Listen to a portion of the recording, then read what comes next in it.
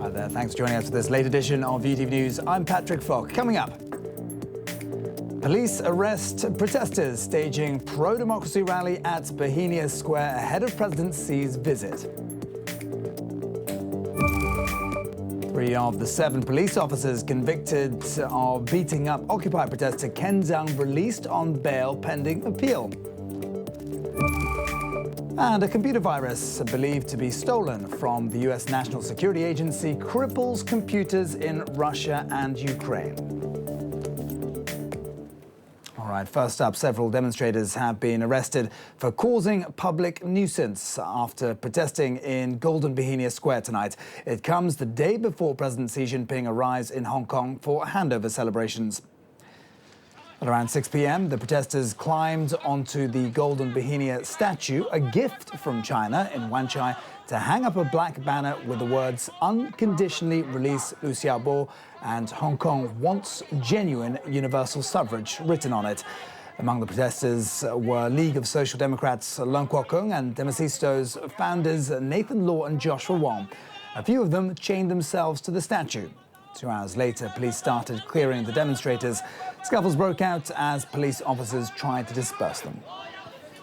And now more on the Chinese president's visit. Xi Jinping touches down in the city tomorrow to begin 3 days of events marking the 20th anniversary of the handover. Now TV sources say a visit to the scandal-hit Hong Kong-Zhuhai-Macau Bridge and the People's Liberation Army base at Shekong are among the stops on Xi's itinerary. He's also expected to tour the West Kowloon Cultural District, where a museum will be built exhibiting China's ancient relics. Of course, his main role will be overseeing the swearing-in of incoming Chief Executive Carrie Lam. Security measures have been stepped up in these areas. Banners and flags can be seen around the Western Harbour Tunnel area and Causeway Bay ahead of the Chinese leader's arrival. Now, 3 of the 7 police officers convicted of beating up Occupy protester Ken Jeong have been released on bail pending appeal. The trio were sentenced to 2-year prison terms in February this year for occasioning actual bodily harm. Court of Appeal Judge Wally Yeung said the chances of getting their convictions overturned is low, but he conceded that the officers' sentences may have been fairly high to begin with, and that the 3 would have served most of their prison terms at the time of their hearing. 4 other officers in the case are also appealing against their convictions. A former government advisor says it's important that there's communication between mainland officials and various sectors of society in Hong Kong. Seo Kai, vice chairman of the Chinese Association of Hong Kong and Macau Studies, says that people shouldn't misinterpret Beijing's efforts to improve communication with Hong Kong as interference. Meantime, he praised the current system of appointing people to fill ministerial roles, but he did point out one of the government's failures. The biggest problem in Hong Kong is that we fail to gather talent from a variety of sectors to form an effective governing coalition like ruling parties in other countries. So there is no power strong enough to steer the city's political landscape. Without such a coalition, it's hard to inject new blood into the government. For the second year, Hong Kong was ranked Tier 2 on the US State Department's watch list for human trafficking, suggesting the city still hasn't done enough to protect human rights. The report says that more prosecutions against human trafficking cases should be carried out and that authorities haven't tightened laws to better protect domestic workers here. It also accuses Hong Kong of failing to promote the importance of curbing sex trafficking. The government, meanwhile, has hit back in the report, saying it's not fair or objective. News elsewhere now, and British prosecutors have announced criminal charges against 6 people, including former police chiefs, over the 1989 Hillsborough Stadium disaster, which left 96 dead. The most high-profile defendant is former police chief superintendent David Duganfield, who was in charge of police operations at Hillsborough on the day of the disaster. He's been charged with manslaughter, but he's not being charged over the death of the 96th casualty, who died 4 years after the disaster because of legal time limits that were in force at the time. The victims' families welcomed the decision. I'm absolutely delighted. We've got today everything we could have asked for. The decisions by the CPS, in my opinion, were correct, or are correct. And we look forward to the due process through the court of law. Now, a major global cyber attack has disrupted computers at Russia's largest oil company, as well as Ukrainian banks and multinational firms. The virus is similar to the ransomware attack that crippled more than 300,000 computers last month. The virus is made up of a code known as Eternal Blue, which cybersecurity experts widely believe was stolen from the US National Security Agency.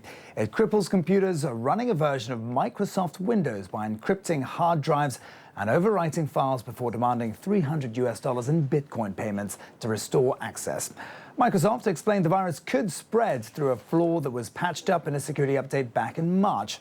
The computer giant is investigating the incident and reassures customers that its antivirus can detect and remove the bug. Experts predict more attacks to come. So this isn't people clicking on a link in an email and getting their computers infected. This looks like there's some automated mechanism spreading this. There's two possible mechanisms it seems to be narrowed down to at the moment, but it's spreading extremely fast. China's leading petroleum supplier, China National Petroleum Corp, or Sinopec, has suspended sales of fuel to North Korea over concerns that it won't get paid. This comes amid growing pressure on Pyongyang to rein in its nuclear missile program. It's uncertain how long the suspension will last. A lengthy cut would threaten critical supply of fuel and force the Hermit Kingdom to find alternatives to its main supplier. Authorities in both countries refuse to comment on the matter, but sources say CNPC made the decision to halt sales over the last month or two and described it as a commercial decision. It's believed that Pyongyang has been unable recently to pay for the supplies. Meantime, the new appointed US ambassador to China said the two countries have to work together to solve the Pyongyang threat. We recognize this is an important relationship between the two greatest economic powers in the world, the United States and the People's Republic of China. We need to work together to deal with some of the pressing, difficult issues, such as the threat from North Korea.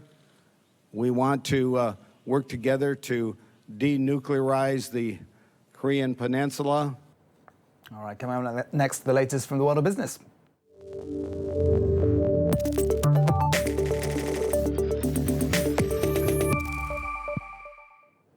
Let's start with more on the global ransomware attack, which has brought some of the world's most critical infrastructure to its knees. Operations at India's biggest container port on the outskirts of Mumbai have been severely disrupted.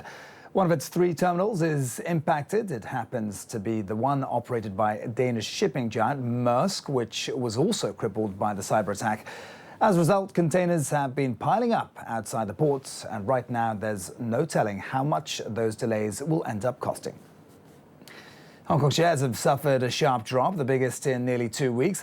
Investor sentiment was sapped by losses on Wall Street overnight, which saw the tech sector drop by about 1.8%. Traders were also spooked by a huge sell-off on the city's second board after a report cast serious concerns over some of the penny stocks being traded. The Hang Seng Index ended the day down 0.6% to 25,683 points. There are reports Hollywood's launching an audit of box office receipts in China, concerned that they're being shortchanged. It's understood several major studios have hired an accounting firm to pore over the film's sales. Ticket sales growth in China slowed dramatically last year to less than 4%, but average growth over the 5 previous years was a whopping 35%. But the success in China of US flops like Transformers and The Mummy is raising suspicions about whether some theaters have been underreporting sales. Now, Japan's Toshiba Corp has pushed back its timeline to clinch a sale of its prized flash memory chip unit, saying the $18 billion deal was being held up due to differences of opinion within the consortium chosen as preferred bidder. David Pollard reports. It was supposed to be a red-letter day for Toshiba, but this is one the Japanese tech firm has missed. Wednesday's deadline to tie up an $18 billion deal to sell its prized chip unit postponed amid differences, it says, within the consortium chosen as the preferred bidder. Toshiba desperately needs the cash after cost overruns at its bankrupt US nuclear unit, last week revealing losses that, at a predicted $9 billion, will be even bigger than expected. The pain doesn't stop there. Toshiba now declaring it'll sue its chip-making joint venture partner, Western Digital, for $1 billion for interfering in the sale. Western Digital is seeking an injunction to stop it going through without its consent, which it claims would breach contracts. It's also raised concerns over sharing technology with SK Hynix, the South Korean firm that is one member of the consortium. Though in a saga full of twists and turns, announced on Tuesday that it's to resubmit its own bid for the chip business. The UK is warning both sides of the Brexit divorce petty politics are the biggest threat to a good deal. Finance Minister Philip Hammond made the comments during a summit of Angela Merkel's Conservatives in Berlin. He says a bad Brexit agreement could harm everyone involved and is calling on European leaders to better sell a message of harmony. I am confident that with the political will to match the economic logic, we will reach an arrangement that puts jobs and prosperity first, that keeps our markets for goods and services and capital open, that achieves early agreement on transitional arrangements and delivers an outcome that increases the size of that cake for all.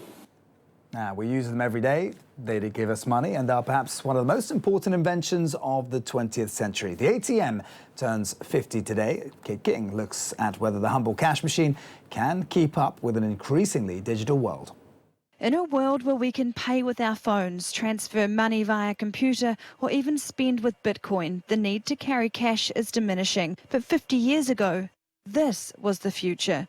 The humble automatic teller machine. In many ways, the very first ATM here at Barclays in Enfield was very similar to the cash points that we know and love today. The only thing that was really different about them was that customers had to collect special vouchers from their branch, and then they could exchange those vouchers in the machine for a bundle of 10 £1 notes.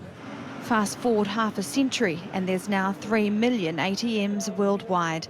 In some countries you can use them to buy stamps, pay bills or donate to charity. In the UK last year, ATMs dispensed £175 billion of cash, which is nearly twice the annual